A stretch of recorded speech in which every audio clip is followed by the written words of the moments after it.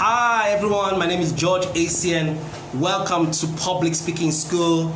I'm delighted to be with you, and today we'll be talking about something very important, a major part of public speaking, a major thing we need to understand about public speaking, and that is qualities of a great public speaker, or qualities of great public speakers. You see any speaker you like, whether it's a pastor, a comedian, or a facilitator, a motivational speaker, whatever kind of MC, whoever it is, these are the things you need to pay attention to.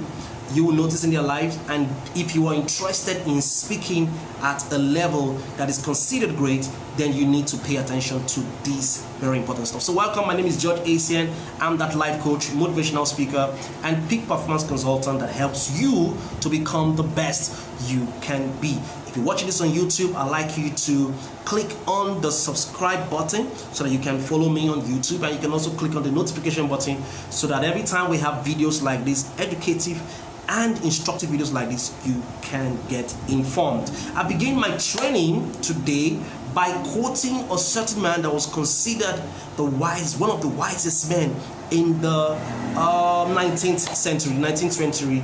His name is Ralph Waldo Emerson.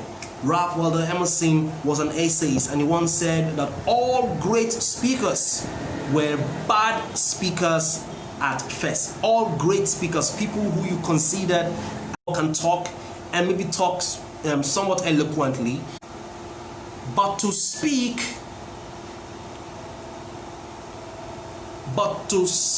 and to speak at the level that's important, you need to understand that speaking is a skill.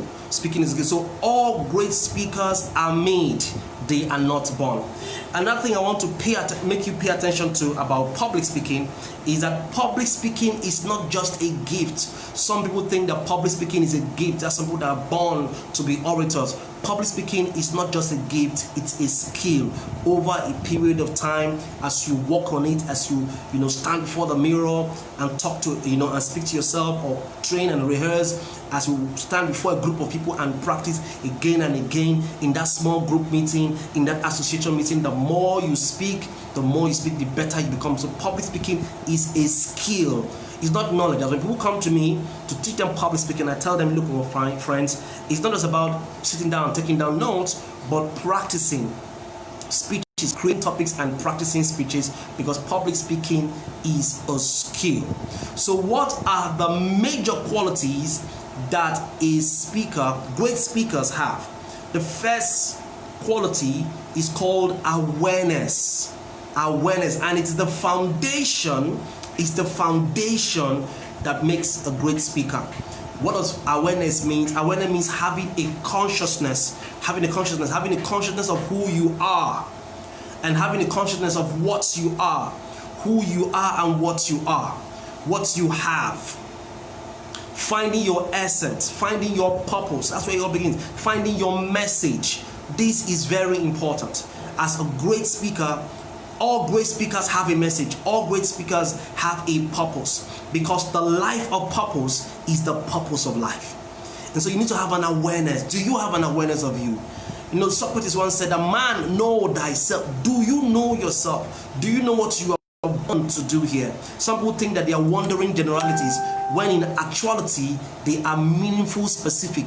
What specific assignment do you think, or do you know that God will have you do? You must be aware of this. So having a consciousness of your existence and having a consciousness of your environment, conscious of your environment, conscious and aware of your situation, is a vital aspect. In fact, it's foundational and fundamental in public speaking. And great public speakers have awareness. And I cannot dwell on this long enough, because you see, through this, you need to be aware of who you are and what you're meant to do in the world. So it all begins with awareness. The next pillar, the first pillar, so that's the foundation of great public speaking and great public speakers. The next thing is empathy. Empathy at its simplest is awareness of the feelings and emotions of other people. It's a key element of emotional intelligence, the link between self and others. Now, as a speaker, and great speakers actually, they have empathy. What does empathy mean? It means awareness. Now, it's a form of awareness, but awareness of the feelings of other people. And I told you the other time that for you to be interesting, you first must be interested in the audience. You must show genuine concern about what they need. We talked about audience analysis the other day, and we said that audience analysis is finding out what the audience truly wants. So empathy is formed from, identifying the situations the audience have and then finding a way to provide a solution. Is a form of emotional intelligence, awareness of the feelings of others. A lot of people don't have, and I tell people sensitivity is key in speaking. And that's why when you're speaking in public, you look at people's eyes. You pay attention to eye contact is vital because it helps you to read the audience and get you to know what they are going through. So empathy is the ability to sense other people's emotions. Empathy is also the ability to see things with other people's perspective, see other people's viewpoints. There's this diagram I have right in front of me, and that diagram is a picture of a man. There's a big number on the floor, a big number that looks like a 6 on the floor, and 2 men are standing on either side. The first man there is saying that this number on the floor is a 6, and he's pointing right at it. And the second man at the other end, from his own perspective, is seeing a 9. Of course, there's the back and forth, there's the argument, and then the only way this can be solved is if either of them chooses to have empathy. To say, you know what, let me go the other way and look at this man's perspective. So that from his own viewpoint, from that person's viewpoint, you can see that, oh, he is seeing a 6. And by doing that, you can now convince the person to follow you to your own side to see that it's also a 9. Seek first to understand before you are understood. That is a statement by Stephen Covey, the author of 7 Habits of Highly Effective People. Great book, and you need to get the book. So empathy is being sympathetic towards people and finding out their viewpoints, looking at their viewpoints, and ability to sense and be aware of the emotions that you have, these people or the audience or people have. And that's one great quality that all great speakers have. One other pillar that you notice that great speakers have is called freshness. Freshness. You've got to be fresh in your presentation. And being fresh means that you can take very simple things and make them very interesting. Take things around you and make them quite interesting. Speakers need to say plain things in interesting ways and interesting things in plain ways. That ability is important. Being fresh.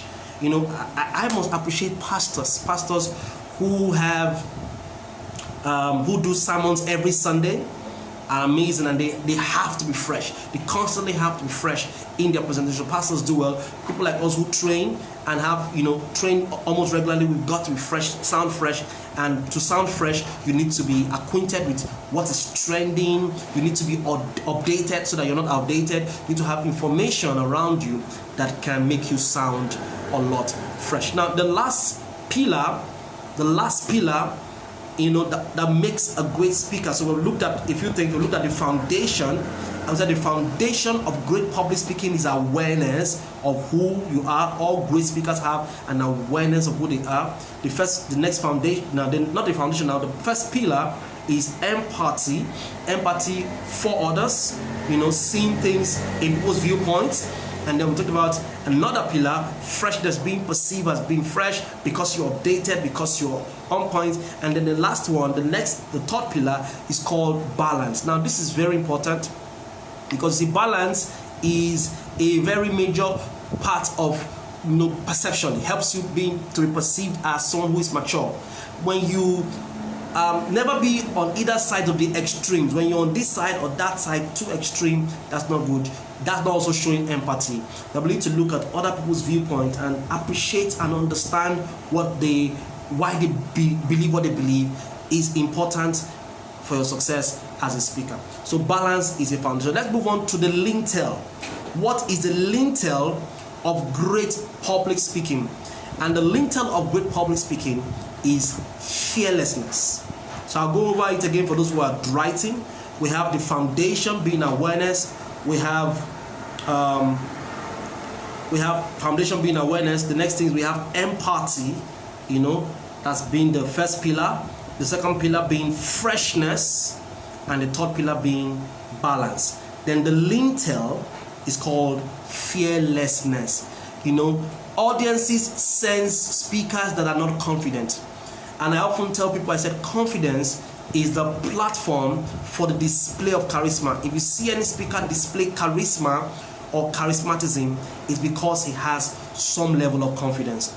And you must understand the signs of self-confidence. You must kick out glossophobia, kick out stage fright, because it will not help you in succeeding as a speaker. All great speakers don't seem to have any sense of fear, because the truth is that fear can be sensed. Fear can be sensed. So when you climb up the stage, people are observing you, the audience, they're evaluating you, and they're figuring out whether they should listen to you or not. So as a great speakers, knock out the fear, and all that you see in their body through their words is the confidence and the fearlessness, the boldness that they have, or the conviction that they have about what they are talking about. So these are important qualities.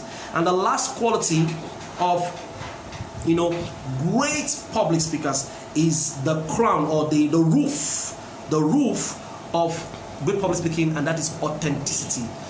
You know, authenticity simply speaks of your ability to be original.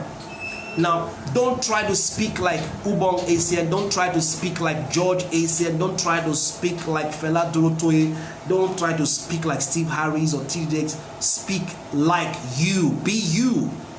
Be all you should be. Imitation is limitation. The best you can ever be trying to copy somebody else is number 2, never number 1. Be you. Be you. You know, find your unique style. You can learn from others, but don't, you know, be yourself, because that's what makes you authentic. That's what connects with people, and that's what makes you you. So these are the qualities of great public speaking. Great public speaking. These are the major qualities of great public speaking. So if you see any great public speaker, you can see these things I've mentioned, from the foundation being awareness of themselves, for the first pillar being empathy, the next pillar being freshness, the last pillar being balance, the lintel being fearlessness, and the roof being authenticity, or being original. So as a speaker who wants to grow your capacity and grow yourself, you've got to know these pillars. And once you do, it will help you to make a lot of progress. So I hope you got some value. I hope you learned a few things. If you want to reach out to me, send a message via Facebook. George Asian is the name on Facebook. And then send me a message on Facebook, or you can send me a message through the email drgeorgeasian@gmail.com. Send me a question through the email drgeorgeasian@gmail.com, or you can follow me on Facebook, follow me on Instagram, George Asian, follow me on Twitter at George Asian PPC. You can also follow me. You can go to georgeasian.com and subscribe to my newsletter, and you can also subscribe on YouTube, and also click on the notification button, so that every time we have interesting videos like this that talks about public speaking, talks about communication, you can be aware. I hope you had some value, got some value. I'll see you some other time. God bless.